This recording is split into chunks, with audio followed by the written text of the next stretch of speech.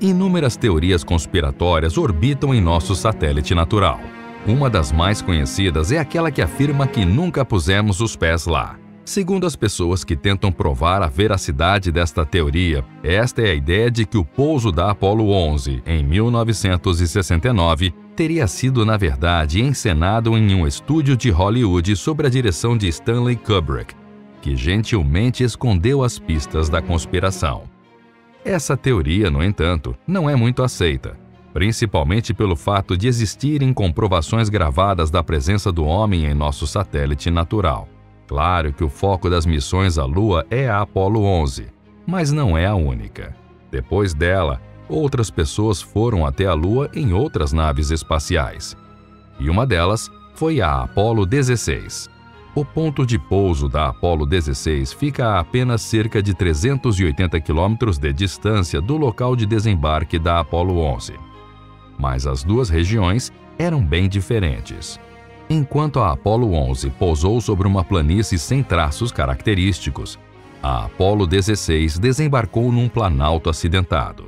Porém, nos dois casos, homens pisaram na Lua e a estudaram.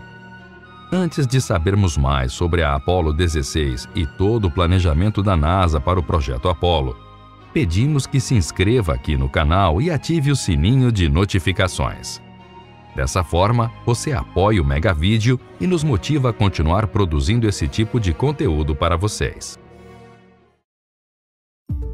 O projeto Apollo foi o mais audacioso feito pela NASA em seus primeiros anos de existência e levou o homem, pela primeira vez na história, a pisar na Lua, outro lugar que não fosse a própria Terra.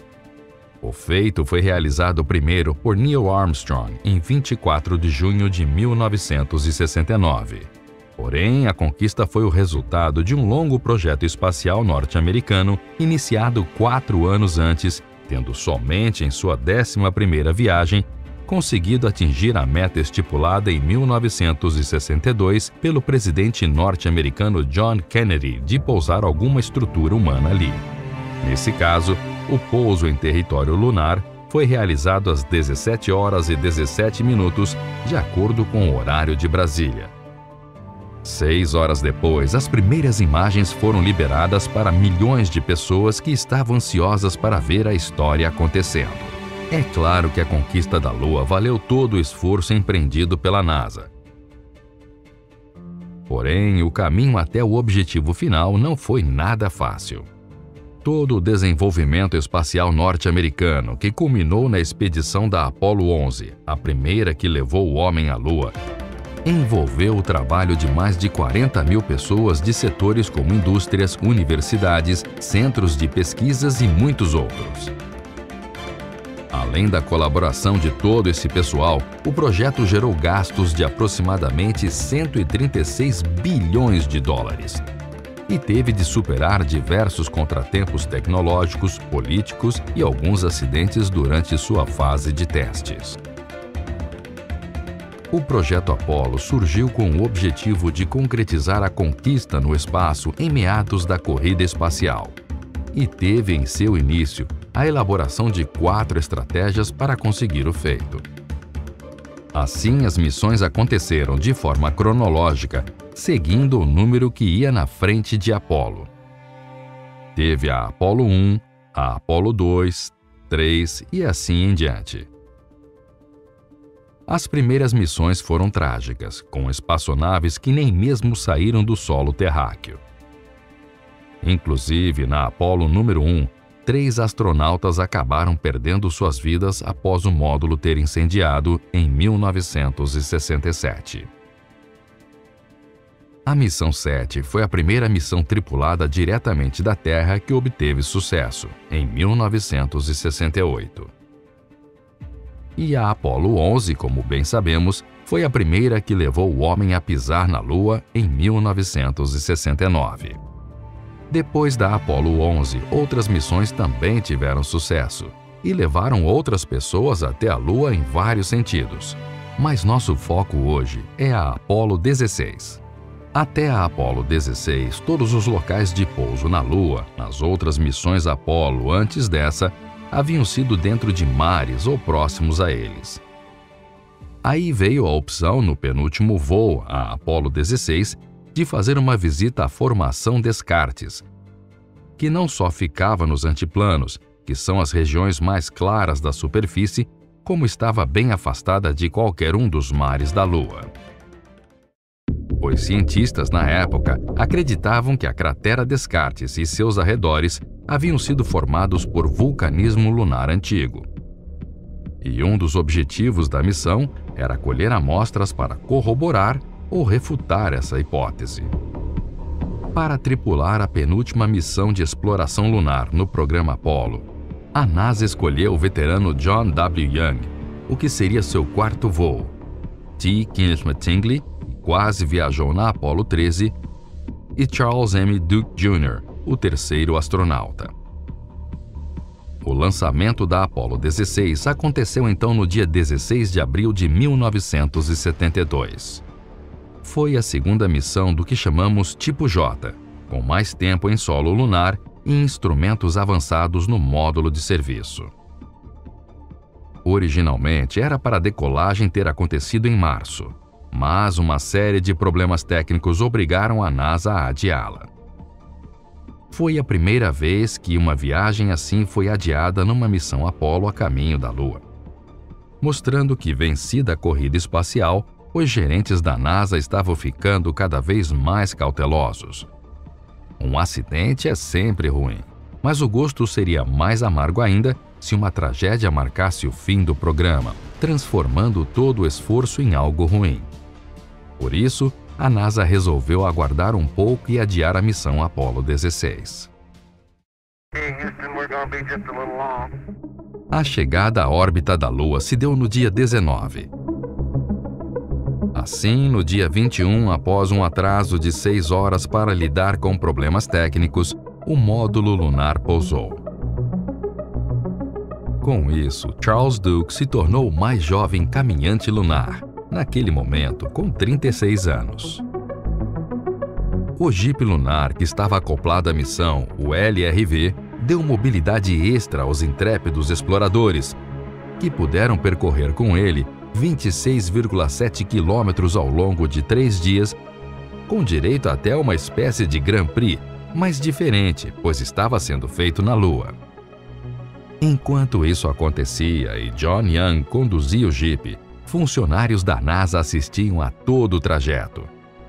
Afinal, o veículo em que os astronautas estavam era equipado com câmeras em vários ângulos diferentes. No primeiro dia de missão, Charles Duke e John Young desceram e testaram o rover. Instalaram instrumentos científicos e coletaram amostras. Um dos experimentos de medição de fluxo de calor no interior da Lua pifou depois que Young tropeçou nos cabos. Em compensação, os astronautas tiveram o privilégio de operar o primeiro telescópio na Lua em toda a história da astronomia. O telescópio que usaram era um espectógrafo, ou câmera ultravioleta. Luz que é fortemente filtrada pela atmosfera da Terra, mas pôde ser observada da Lua. O dispositivo foi instalado à sombra do Órion, e os astronautas tinham de apontá-lo manualmente para fazer as imagens registradas em um cartucho de filme que foi recolhido e trazido de volta à Terra. As 2 outras caminhadas lunares que aqueles astronautas na missão Apollo 16 realizaram foram dedicadas a visitas de alvos geológicos e a coleta de amostras da Lua. E pelas imagens que foram feitas naquele dia, os cientistas já podiam sugerir que a análise das rochas confirmaria anos mais tarde que a origem de Descartes. A cratera que os astronautas estavam não é vulcânica como se pensava. Porém, algo mais chamou a atenção dos cientistas naquele dia, como uma série de fotografias do solo lunar que foram tiradas pelo rover do qual falamos antes. Uma dessas imagens é a que estamos vendo agora. O grande motivo dessa rocha ter causado intriga no cenário científico do ano de 1972, quando a Apollo 16 foi realizada, é o que parece ser uma letra C gravada nela. Claro que essa foi a oportunidade perfeita para que muitos teóricos da conspiração sugerissem que os homens não eram os únicos seres inteligentes pisando na Lua. A NASA, porém, deu a explicação de que se tratava somente de uma brincadeira feita por alguém que depois editou as imagens da Apollo 16 e que, originalmente, essa letra C incrustada na rocha não existia. Por outro lado, a NASA disse também que ela poderia simplesmente ser um fio de cabelo que se enroscou em algum lugar no processo de desenvolvimento. Porém, até hoje, o ponto é um mistério. Lembra-se da teoria que falamos no início, da viagem à Lua ter sido uma filmagem em estúdio? Muitos teóricos dizem que a letra C na rocha foi um erro de gravação, e os profissionais que cuidavam do cenário a tinham colocado virada para o lado errado. Será esse C na pedra um C de conspiração? Bem provavelmente. Mas deixando os mistérios de lado por enquanto e pensando em toda a missão da Apollo 16, foram ao todo 71 horas na superfície lunar, sendo que dessas, 20 horas e 14 minutos foram encaminhadas fora da nave. Na volta à órbita, os astronautas ainda passaram mais um dia girando ao redor da Lua para concluir as observações feitas com o módulo de serviço antes de tomar o caminho de volta para a Terra para concluir a sua missão, a Apollo 16, penúltima de todas as Apolos, que, incluindo a Apollo 11, levou o homem a pisar na Lua. Curiosamente ainda, após as observações que foram feitas a partir da órbita da Lua, enquanto se preparavam para retornar à Terra, Ken Mattingly teve de fazer uma caminhada espacial para fora da nave, a fim de recolher os filmes dos instrumentos e trazê-lo de volta para a revelação de seu material. O mesmo procedimento havia sido feito na Apollo 15 e voltaria a se repetir na Apollo 17. No retorno para casa, os astronautas estampavam um enorme sentimento de satisfação por terem cumprido seu objetivo principal e todos os outros secundários. A nave espacial da Apollo 16 pousou no Oceano Pacífico no dia 27 de abril de 1972 e não precisaram passar por quarentena após o retorno. O procedimento havia sido abandonado após a Apollo 16, ponto em que todos já estavam convencidos de que a Lua era totalmente estéril. Hoje, pensar no passado das missões Apollo é um lembrete para nós do quanto a tecnologia humana tem avançado rapidamente.